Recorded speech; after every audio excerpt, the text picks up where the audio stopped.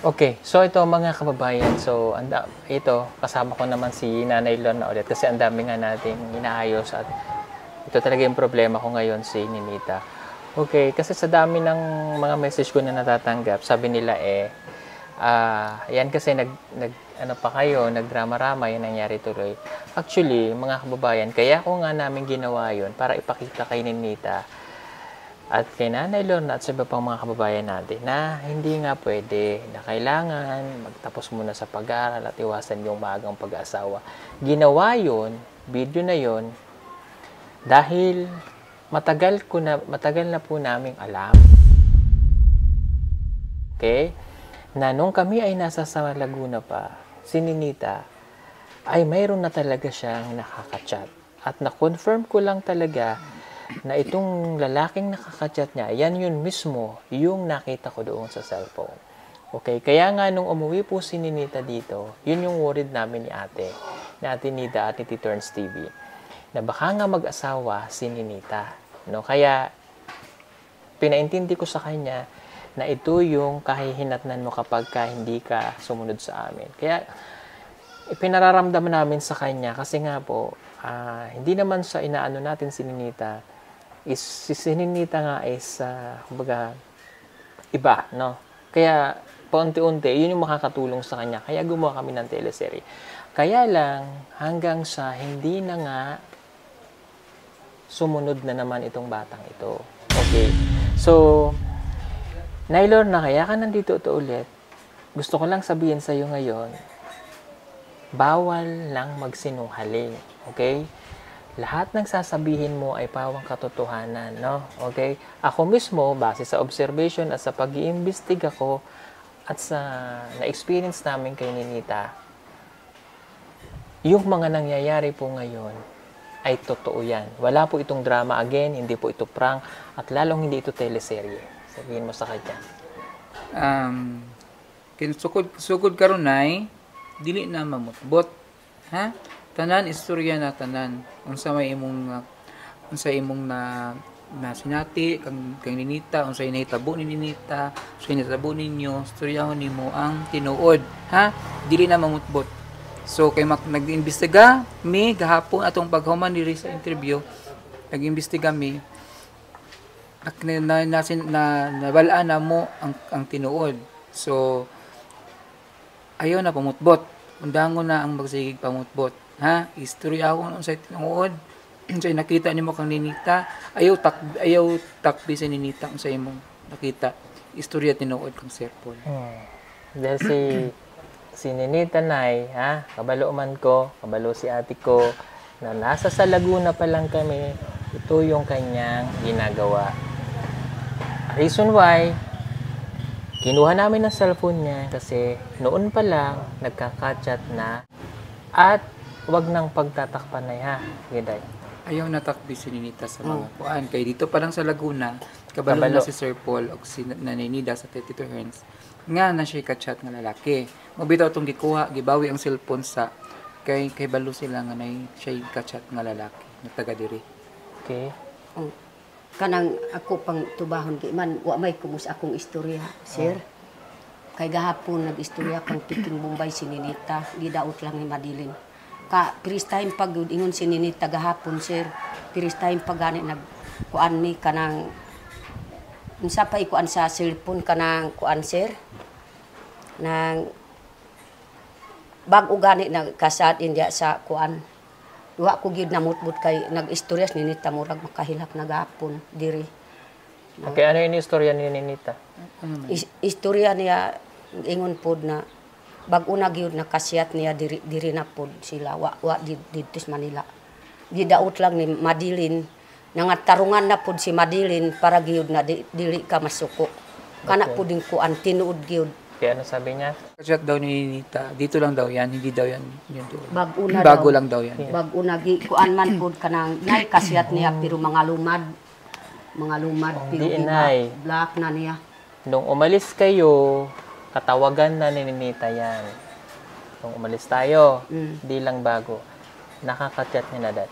Bakit ganong kadali na nakaka-chat ni Ninita ay naging boyfriend niya kaagad kung bago pa lang?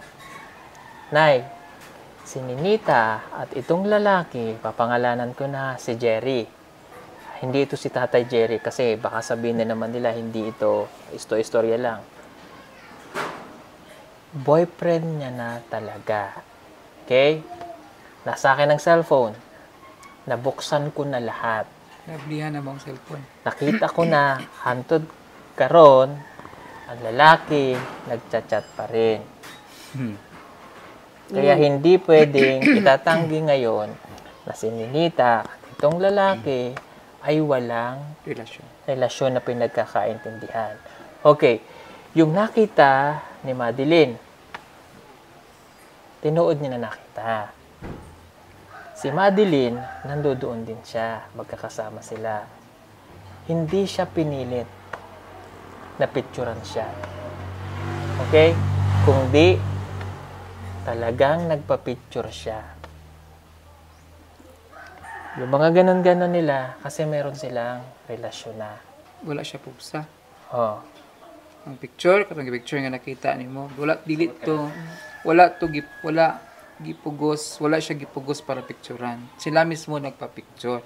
Tapos hangtod karon kasi gipag-chat, di ba nakuha na among cellphone. Oh. Naablihan ni Sir Paul. Until karon, hangtod karon ang lalaki sige pag-chat. No. Nabasahan ni Sir Paul ang mga Conversation. chat nila. Di ba? Tinanong ko si Ninita, nagkaka-chat ba kayo nito? Umamin naman siya na nagkaka-chat sila. Nagkaka-chat sila ng lalaki. Kasi nga, sila ay May relasyon. kabalo ka. Si Ninita, alas 12 ng gabi, nandun pa sa Purok. Alas 12 sa kagabi eh. Isa pag yun na gabi, sir, kay naamay kuan. Naamay si kuan kanang Maman Mailing.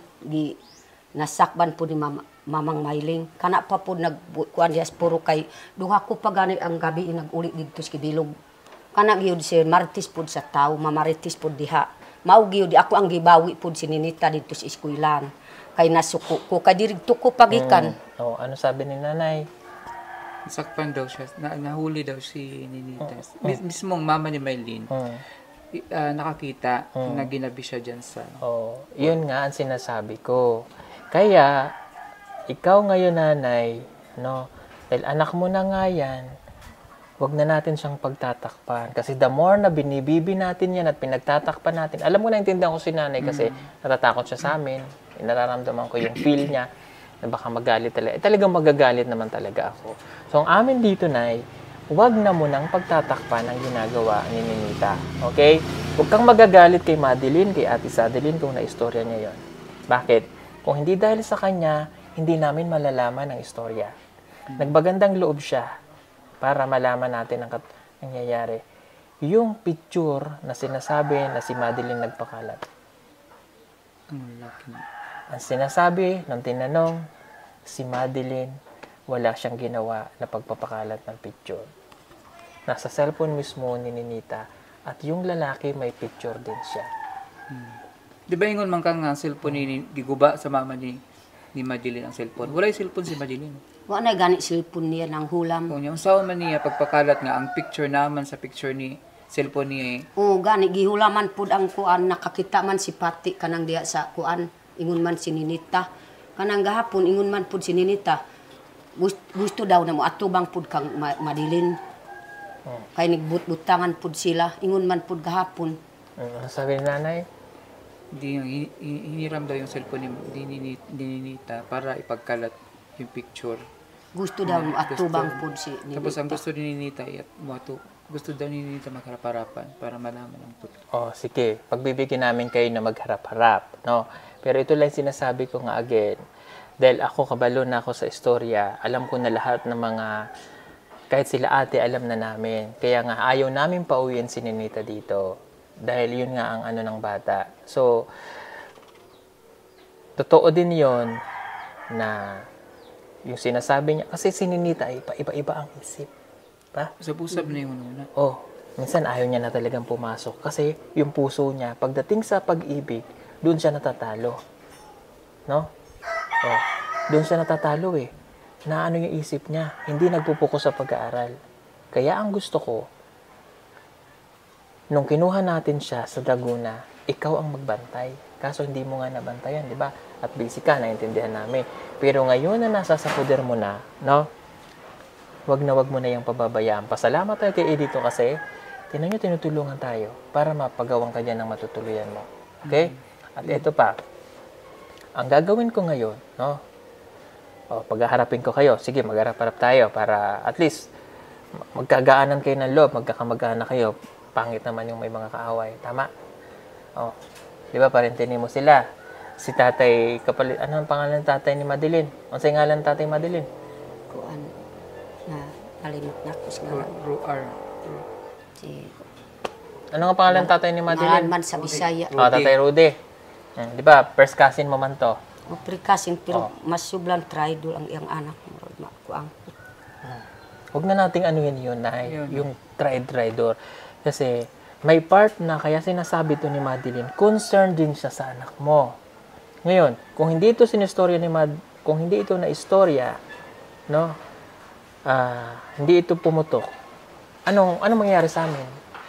Blind tayo. Blinded kami. Kung hindi na wala na magawas nga mga issue, wa mi kabalo nga naa din na nahitabo din na kang may kang At ninita. tinan mo, Nay, kung hindi namin nalaman, anong gagawin ng anak mo? Nakapagayon nag mga kuan. Alas 12 ng gabi, nakikita mo nandun. Wala kang alam. Kung hindi ba pumutok yun, malalaman mo na gano'n ang ginagawa ni Ninita. Di ba? Wala to ning gawas. Di ni mambalaan. Dili. Magulat lang ta. Asa na si Ninita? Sumama na sa lalaki. Di ba? Sinasabi nila, si Ninita mismo nagsasabi, mag-aasawa na siya. Ang pangalan nito, yung tinatanong ng lalaki, sina Madeline, kung ano ba yung binibigay, yung dahil lumad nga sila, anong ihahatag? So, sa vlog. Or yung Dory. Ibig sabihin, nag-uusap sila. Kana lang ko akong kuan sir kay ipa ko ang kang diri. Kanang lalaki ba kay ako ang pasablagon ang lalaki kay nganuman igo lang nagbibayan sa akong anak gipush-push pa niya. Kanang akong gusto na ipapangita kang Madeline kay siya man ang nakakuan. Siya man rakada. Yun nga ang gagawin natin ngayon. Sa Monday, pupunta tayo ng barangay. Kasi itong ginagawa namin, action to. Hindi yung parang i-content na lang natin. Ano wala kaming gagawin? Diba? So, ang gagawin natin para maayos ito, pupunta tayo ng barangay, naggawa ka doon ng reklamo. Hindi sa tinuturuan ka na, kasi ito yung dapat. Kasi paano natin masisave si Ninita kung ayaan lang natin, sabihin natin, okay na, nag-usap na tayo, tapos na. Hindi ganun. Hanapin natin ito, papupuntahin natin ng lalaki, okay? Wag kang hindi pupunta kasi involved ka dito. No, kami lang nakikiusap sa iyo, papangalanan kita ngayon, ha? Si Jerry Salinas. Jerry Salinas na taga-Buhangin, no? Hindi ko papakita mukha mo pero yung pangalan mo, Jerry Salinas, kasi minor yung bata, no? Sabihin ko sa iyo, si Ninita ay hindi siya katulad, sabi ko nga, mahirap na lang i-explain dito. Pero kabalo ka man sa bata kung ano yung the way siya mag-storya, no? May ebidensya kami laban sa iyo. So, ngayon, makipag-usap ka sa amin, pupunta tayo ng barangay, ang gagawin natin, isi-settle natin ito, hindi ka na pwedeng lumapit o mag-chat kay Ninita kasi siya ay minor. Ngayon, kapag pinilit mo, halimbawa, nag-chat, napunta ka pa rin dito, napupunta ka pa rin kasi, siyempre, napamahal ka o nagkagusto ka. Sabi nila, mayroon kang pamilya, di ba? Mayroon kang ilan ang anak? Kung 5 man yung anak mo. Kung halimbawa, like say for example, hindi ka kasal doon, o ano man, o binata ka, ganyan. Minor to eh. Article 338 yan. Article 338, seduction of minor. Diba? I-search mo na lang kung ano yung nandun, kung ano yung napapaloob dun sa article na yon. Bawal ka. Okay? Kapag hindi ka nagpakita sa amin, syempre, magpupunta na kami ng barangay, mag-usap tayo ng maayos, walang masasaktan dito, wala namang ganun, walang gulo eh. Amin lang, gagawa tayo ng kasulatan. No? Let's say parang blatter, parang ganun. Nagawa tayo ng kasulatan para maayos natin, tigilan mo na si Ninita, wala nang ganun, para makapag-focus yung bata sa pag-aaral. Kasi kapag nandiyadyaan ka at nakakapag-chat ka pa rin, kahit bantayan ni Nanay Lorna, sabihin natin makagawa kayo ng paraan eh. bawal ka nang lumapit kasi minor to. No? Okay?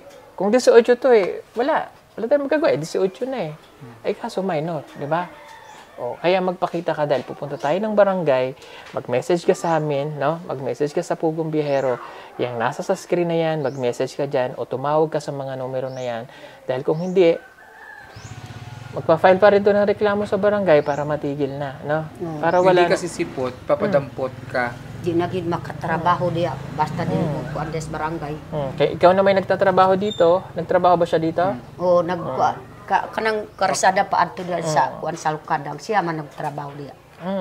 Kay minor to Sabi nga sa'yo, hindi ang pag-iisip ni Ninita ang ginawa. May nagkakausap kayo na sa amin may ebidensya kami laban sa'yo. Okay? So, usapang minor, no? Wala kang ano doon, usapang minor. Kahit gustuhin man nung bata, minor pa rin. Minor pa rin. So, kung siguro 18, okay na. Hindi na namin na ano yan. Kasi 18, nasa tamang. Kung ba kahit na nga 18 si Ninita, yung sitwasyon ng bata, hindi naman yun yung dapat. Diba? Pero di ko gusto buminyo, sir. Hindi nga siya magmiminyo. Kaya nga ito yung gagawin natin. No? Tama naman na inalayo mo na doon para hindi siya makapunta doon. Nandito si Edito, mababantayan natin. So, kaya sa Monday, sasamahan ka namin doon sa barangay. Sa Lunes para makapagreklamo na tayo at matigil na to. Gagawa tayo ng kasulatan, pati yung lalaki na itigil na. Kapag hindi pa siya tumigil, patuloy pa rin siyang ganun, pwede na siyang kasuhan. Ha? Kasoy itanggalin pa po sir sa kuan kay siya man po nagdalas bako driving.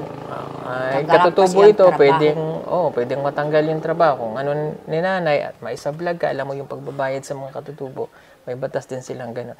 Kaya pwede ayusin natin, pupunta tayo ng barangay sa CSWD, kasi yun na ang mag-ano dyan, CSWD. Ang CSWD naman yung mag-ano sa amin, no?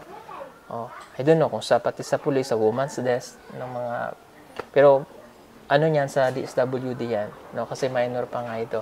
So, yun lang naman yung akin, ano? So, ngayon na nandito na, pasalamat tayo kay Edito kasi mayroon po siyang ginagawa doon na parang barracks na pagtitirahan at para makapag-aral si Ninita ng maayos. Babantayan mo siyang maigi. Paghaharapin, kung sabi mo magharap-harap tayo, sige, paghaharapin ko kayo ni nanay sa Dilin tsaka ni ano. Pero, gusto ko pag nagharap-harap tayo, wala nang away. Gusto ko manatili yung pagiging maayos ninyo, magkakamag-anak kayo, wala nang walang yaw-yawan, ha? Hindi na magsinggit-singgit. Explain lang ninyo, para malaman natin yung ano, ha? Basta ako, kabalo na ako sa katotohanan kung ano talaga yung nangyayari. Dahil from the start, alam ko na nga kung ano si Ninita. So, kaya nandito pa rin kami para tulungan ka namin.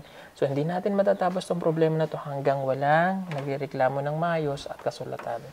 Para yung anak mo makakapag-aral siya ng mabuti. Hindi na makakalapit pa yun.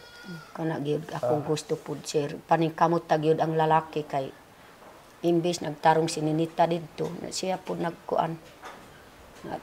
Bata pa pug akong anak si Ninita di man kamao mo kuan mo balibad kung unsay istorya.